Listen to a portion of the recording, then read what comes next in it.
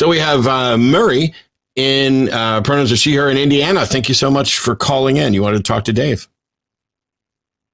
Yeah, I was diagnosed with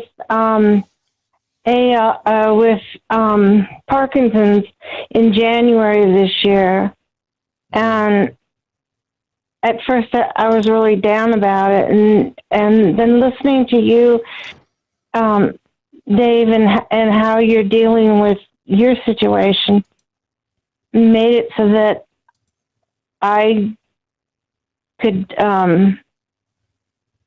face this and be determined to fight as much as I can.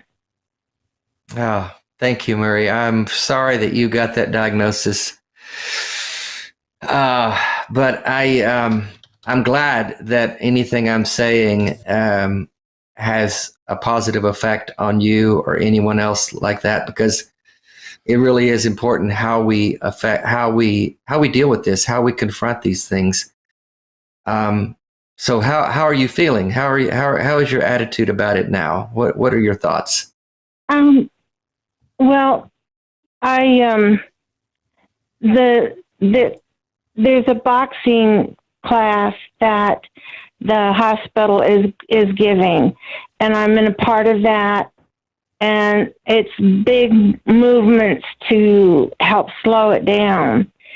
And then I'm starting a speech therapy class so that I don't lose the projection of my voice. So I'm doing the best I can to fight it.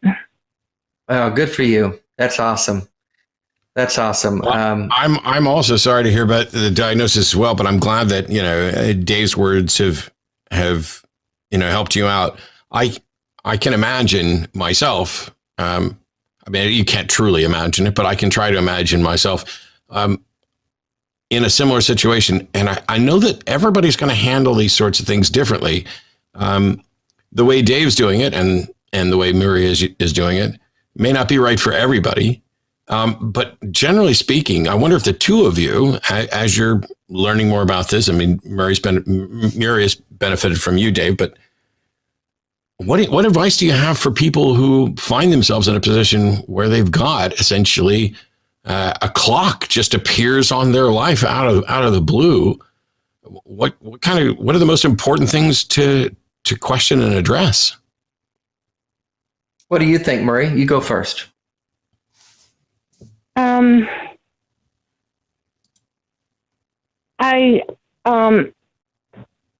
really faithful about going to the boxing, and it makes me feel like I'm really doing something to help my future. And it also has, I guess, endorphins and serotonin the exercise does in your head. But I feel really good about it.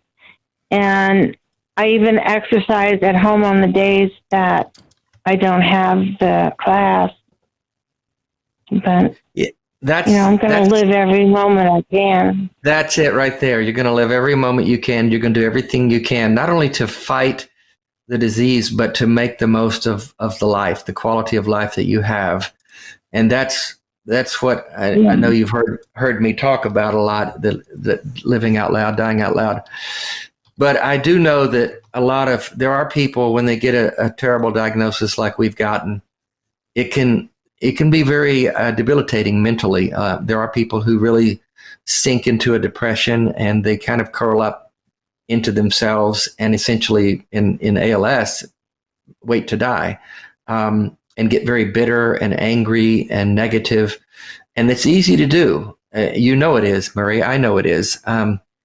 And I'm certainly not judging anyone who has reacted that way, because I know how difficult it is to face these things. And I would never say to anyone that, you're wrong for doing it. But in my case, and it sounds like in yours, Murri, that having a positive attitude, and I don't want that to sound like some cliche, but having a positive attitude and getting up every day.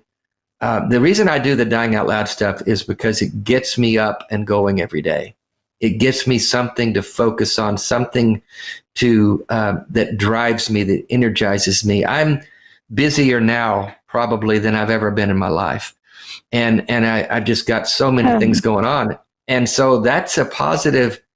Now I have my down moments, I have my down days, and you know what that's like, Murri. But if we've got something point toward, like you've got your classes, that gets you up and going every day. That's important, I think. Yeah. Well, I do have another question, if Please. I can. Please. I was a Christian for most of my life, and now that I'm not, what do I do about when I feel really good and something's happened? My habit is to say, "Oh, thank God," but now who do I thank? You know what? My response to that is, if that natural reaction slips out, it's no big deal. You know there's not a God there, and there's nobody going to judge you for that.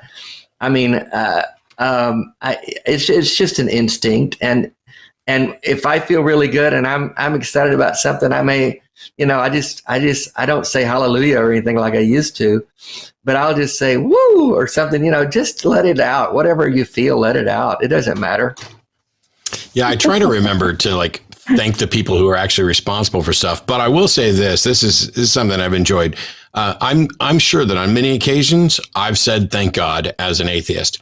And the fact that I don't mean it literally just shows as a reminder of the strength of those sort of figures of speech and how they've permeated society to where even people who don't believe in it are going to say it. But I'm also reminded that most of the people who profess belief in it, who would say that, aren't actually thanking God when they say it. It's more like, when something strange happens, you're like, Jesus Christ, they're not doing that. And if there's no reason why theists should get all the good cuss words like God fucking damn it or Jesus fucking Christ, all that stuff like that, I should have fun with it. Somebody be like, why would you as an atheist ever say God damn it? Because it's an exasperated exclamation that everybody gets. And if you want to, I've literally had people say, see there, that proves you're not an atheist. You just said, God damn it. So clearly you're not an atheist. And I'm like, if that's your bar for determining whether or not I'm convinced there's a God, you have an exceptionally low bar. So yeah, not only don't beat yourself up with, but have fun with it. That's it. Just have fun with it. And that's one of the reasons we call our new show That GD Show, because it's Genevieve and Dave, but it's a play on the other, That Goddamn Show. We're just playing with it. And if that offends somebody, let's talk about why that offends you. But Murri, I would do this. Just say, thank Murri, because you're the one making yourself better. You're the one doing it, girl. Just say, thank Murri. Yeah. Well, I wanted to thank you for taking my call. And absolutely, Matt, I hope you remember me. You gave me the ticket for the Cincinnati convention. Yes. Oh, the atheist convention. Yeah. That was several years ago, right? Yeah. Yeah, that was several years ago.